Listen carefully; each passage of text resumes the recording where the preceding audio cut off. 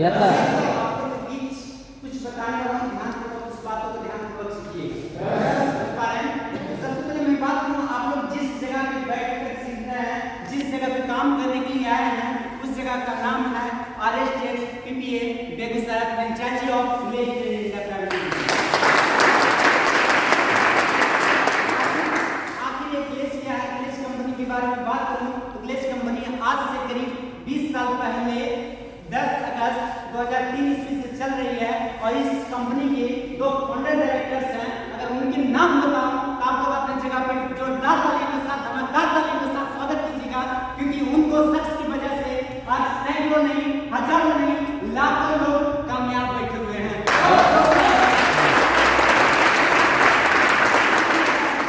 Founder directors का नाम है मिस्टर जगन्नाथ सर और मिस्टर संजीव।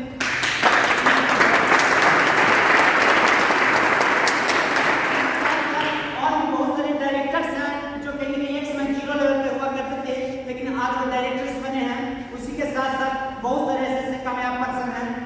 समझ पा रहे हैं? जस्ट इसी प्रकार मैं बात करूं कहीं कंपनी के बारे में बात करूं तो बहुत सारी कंपनियां दो तरीके से, टोटल कंपनी 2 तरीके से काम करती है, एक प्रोडक्ट सेक्टर पे और दूसरा प्रोडक्ट एक मनी सेक्टर पे। मनी सेक्टर के बारे में बात किया जाए तो बहुत सारी कंपनियां आप लोग नाम सुने होंगे, बैंकिंग इस मनी सेक्टर में क्या अंतर्गत में आती है। बहुत सारा आप लोग नाम सुनेंगे LIC सबका नाम सुनोगे, ये मनी सेक्टर के अंतर्गत में आता है। उसमें होता क्या है कि हम लोग को रिस्क बहुत ज्यादा रहता है, क्योंकि हम पैसे लगाएंगे, डूब गया तो पैसे लगेंगे, वेबसाइट बंद हो गया तो पैसे लगेंगे, ऑफिस हो गया तो।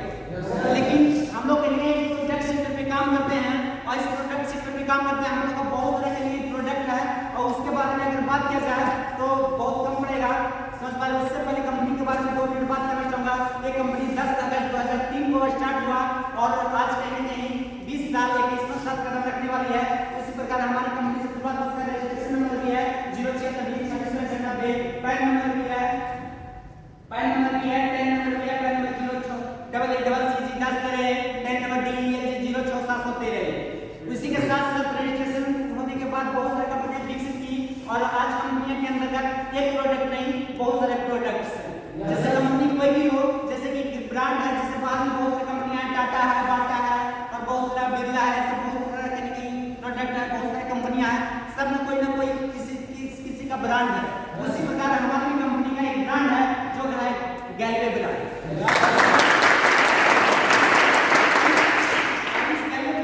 गैलवे ब्रांड के अंतर्गत बहुत सारे प्रोडक्ट्स हैं, लेकिन उस प्रोडक्ट्स के बारे में बात किया जाए तो बहुत कम पड़ेगा और जितना मैं प्रोडक्ट के बारे में बताने लगूं तो कहीं समय बहुत ज्यादा हो जाएगा। सब मेन एक प्रोडक्ट के बारे में मैं आप लोगों को बताना चाहूंगा, लेकिन उससे पहले एक सवाल है आप लोग से, जरा आप बताइएगा सर, आप बताइएगा जी, आप क्या बता सकते हैं आज से तकरीबन, अगर मैं बात करूं आज से पीछे पे मैं बात करूं 10 साल पहले, 15 साल पहले, तो इतिहास बता सकते हैं पहले के लोग कितने वर्ष तक जिंदा रहते थे? 100 वर्ष तक। और उससे पहले अगर आपसे जो भी पर्सन है उनसे पूछा जाए तो काफी बच जाएंगे, ऐसा ही है ना? पहले के लोग के आदमी 150 साल 125 साल जिया करते थे, लेकिन आज के लोग 70-75 पे कहा खत्म हो जाते हैं। ऐसा क्यों सर, बताना चाहेंगे आप क्यों? रासायनिक खाद। आखिर रासायनिक खाद का यूज क्यों हम लोग स्टार्ट किया, आप जानना चाहेंगे? नहीं बताइए। मैं बता दूं, आज से तकरीबन कुछ साल पहले जब पहले बोरानी खेती होती, बोरानी खेती ऐसा जैसे एक खेत में बोरानी खेती का मतलब उसमें ऐसा होता था, एक खेत में जब फसल लगाया जाता था उस साल एक फसल एक साइड वाले खेत को परित यानी कि खाली छोड़ दिया जाता था और जितना कचरा होता था इसमें डाला जाता था, इसमें डाला जाता था और दूसरी साल इसमें फसल उगाया जाता था और कचरा इसमें डाला जाता था।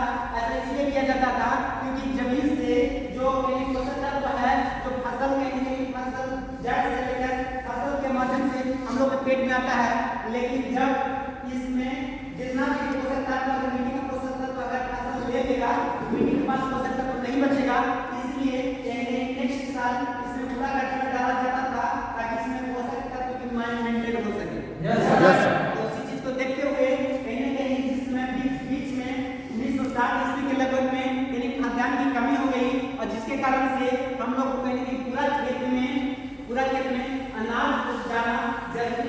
मजबूरी भी हो गया था। इस मजबूरी के देखते हुए पूरा फसल पूरा लगाना स्टार्ट कर दिया गया था, लेकिन फसल नहीं रहा था। इस चीज को देखते हुए उसमें हरित क्रांति नामक एक योजना बनाई गई, और जिसका मुख्य रूप से 3 उद्देश्य था।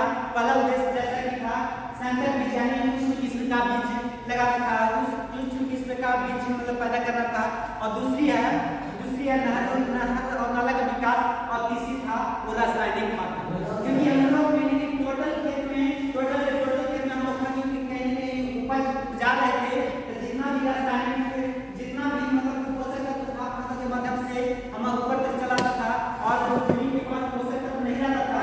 तो इस बीच में पोषक तत्व मिट्टी का पोषक तत्व मेंटेन रखने के लिए कुछ न कुछ डालना बहुत जरूरी पड़ गया। इसको डालने के लिए रासायनिक खाद आया। मैं बात करूँ, पहले के लोग अशिक्षित हुआ करते थे, उनकी जानकारियाँ की कमी थी, और जितना मतलब डाल देते थे, और जितना डालने जिसका नतीजा रहा डालने का मतलब 1 kg डालने का वहाँ पर 1.5 kg डाल देते थे ताकि फसल ज्यादा हो। और बात तो सही है, फसल ज्यादा होता था, लेकिन नेक्स्ट ईयर अगर 1.5 kg डाल रहे हैं तो नेक्स्ट ईयर 1 kg डालेंगे तो कहीं कहीं फायदा करने वाला नहीं है। नेक्स्ट ईयर 1.5 kg से ज्यादा डालना पड़ेगा। और इसको देखते हुए आज के बहुत ज्यादा से ज्यादा मात्रा में हमारे खेत में खाद को डाला जा रहा है, रासायनिक खाद को डाला जा रहा है। और रासायनिक खाद को इतना डालने का रीजन रहा, आज हमारे बीच जो किसान के फेवरेट मित्र केचुआ हुआ करता था, वो आज जीवित नहीं रहता है, वो मर गया। एक ऐसा प्राणी था, एक केचुआ एक ऐसा किसान का सच्चा मित्र है, जो कहते हैं कि जमीन को नष्ट करता है, लेकिन जमीन को नष्ट करने वाले रासायनिक खाद की वजह से आज वो जमीन में उपलब्ध नहीं है। इसका रीजन है आज हम लोग सिंचाई करते हैं तो सिंचाई की पानी ज्यादा दिन तक जमीन में नहीं टिक पाता। भले ही सिंचाई करें नेक्स्ट डे सूख जाती है जमीन, इसका रीजन यही है क्योंकि उसमें नमी बना नहीं रहता है, क्योंकि केचुआ सब मर गया। आज साथ में बात करूं, आज हम लोग जो खाना खा रहे हैं वो कहीं ना कहीं बहुत हम लोग कहीं इंटरेस्ट के साथ खाते हैं, बहुत स्वादिष्ट खाना खा रहे हैं, लेकिन बिल्कुल नहीं साथियों, हम कहीं ना कहीं एक जहरीला खाना ही खा रहे हैं। क्योंकि धीरे धीरे जो रासायनिक खाद है उसके माध्यम से फसल के माध्यम से हमारे बीच में आ रहा है, और जो कहीं कहीं जहरीला खाद खा रहे हैं, इस वजह से हमारी जो मिट्टी की दर है तो बहुत कम तेजी में होना स्टार्ट हो गया है। इसके साथ साथ अगर बात करूं, हम लोग बहुत बाहर से इंडस्ट्री के साथ दूध मंगाते हैं, कि दूध हम लोग बहुत इंडस्ट्री बहुत पौष्टिक आहार है। मैं बता दूं उसमें भी हम लोग जहर पी रहे हैं। ऐसे इसलिए होता है कि जो हम फसल उगाते हैं और जिसको हम खाना खाते हैं, और वही फसल कहीं ना कहीं जानवर भी खाता है, और फसल भी जहरीला हुआ वही जानवर भी खा रहा है फसल को, और फसल भी जहरीला हुआ और जानवर भी खा रहा है उसी फसल को, जिसके कारण से दूध में भी वो पहुंच जा रहा है। अगर आप दूध पी के पूरा संतुष्ट हैं कि हम बेहतर कहीं पौष्टिक तत्व ले रहे हैं, तो आपका भूल है, क्योंकि वो भी एक तरीके से जा रहा है।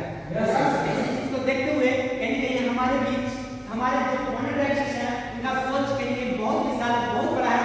इस चीज को देखते हुए हमारी कंपनी का एक मुख्य प्रोडक्ट है जो कि जैविक खाद है, जिसका मैं बता दूं साइड इफेक्ट बिल्कुल नहीं। और एक जैविक खाद के बारे में जितना भी तारीफ किया जाए बहुत ही कम पड़ेगा। कि पहले के लोग जैविक खाद यानी कि गोबर ये सब अन्न कचरा से ही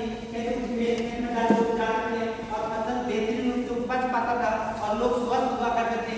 पहले के लोगों को ज्यादा बीमारियां नहीं हो पाती थी, लेकिन आजकल के लोग बहुत जल्द बीमार पड़ जाते हैं। तो ये जैविक खाद कहने की बहुत बेहतर है, और इस जैविक खाद के मुख्य प्रोडक्ट हमारे कंपनी का जो जैविक खाद है। और इस जैविक खाद की अगर बात किया जाए तो बहुत कम पड़ेगा, क्योंकि आज जैविक खाद बहुत सारा वैसा स्टेट है जिसमें जैविक खाद बहुत अच्छे तरीके से उपयोग हो जा रहा है। जैसे कि पूर्वीय राज्य की बात किया जाए तो असम, मेघालय, ये सब मेघालय, और उत्तरी राज्य की बात किया जाए तो बीच में अरुणाचल प्रदेश, वो सब एरिया में रासायनिक ज्यादातर जैविक खाद उपज किया तो जैविक खाद का यूज किया जाता है। उसी के साथ साथ मैं बता दूं, अगर गवर्नमेंट चाहे तो रासायनिक खाद को बैन कर सकता है डायरेक्ट, लेकिन अगर रासायनिक खाद को डायरेक्ट बंद कर देगा तो पूरा किसान साथ खड़े होकर हंगामा करना स्टार्ट कर देगा।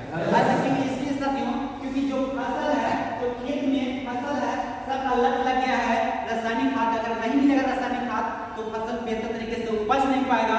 इसी चीज को लेकर गवर्नमेंट बैन नहीं करती है, लेकिन मैं बता दूं उसके साथ साथ जैविक खाद को गवर्नमेंट पूर्ण रूप से सपोर्ट करती है, ताकि बेहतर रूप से जैविक धीरे धीरे बढ़े और धीरे धीरे लोग कम बीमार पड़े।